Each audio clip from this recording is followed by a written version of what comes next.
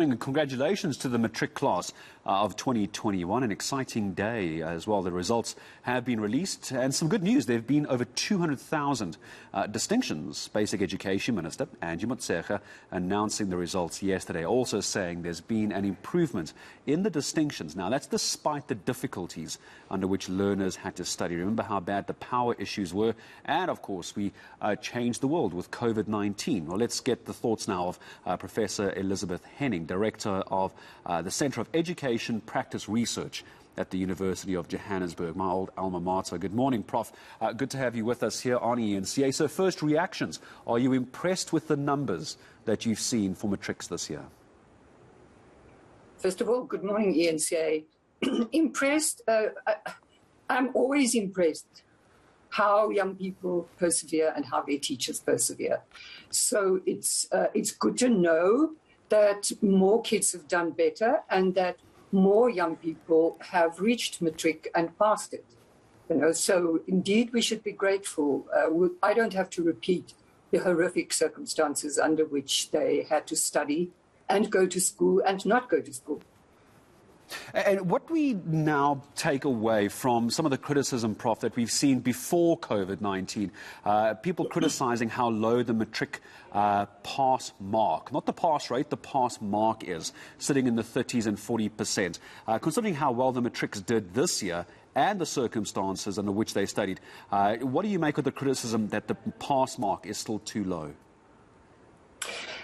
I've said this in a couple of the interviews this week, and that is, if the pass mark would be higher, it could drive students to work harder, especially those that are not accustomed to working so hard.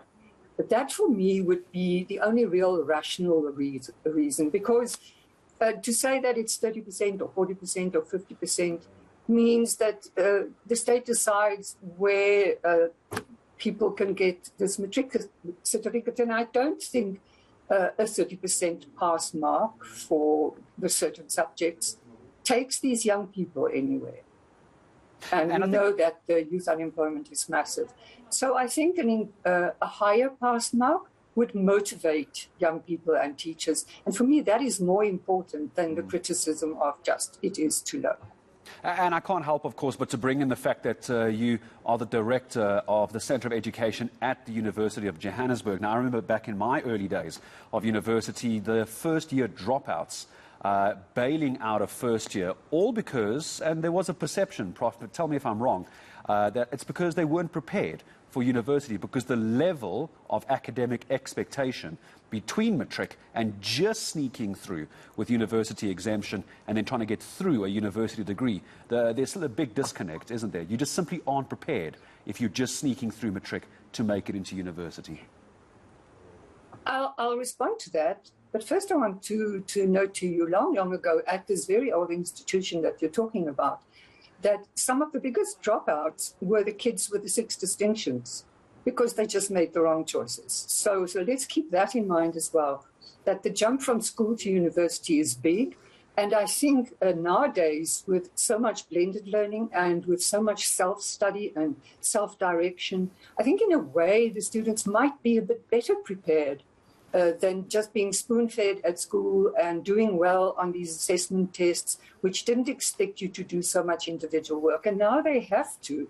So I think altogether that not all young people with a university pass should go to the university. They should think very, very carefully, what is this degree going to cost me for 4 years? And then, is it a professional degree that may lead to a job?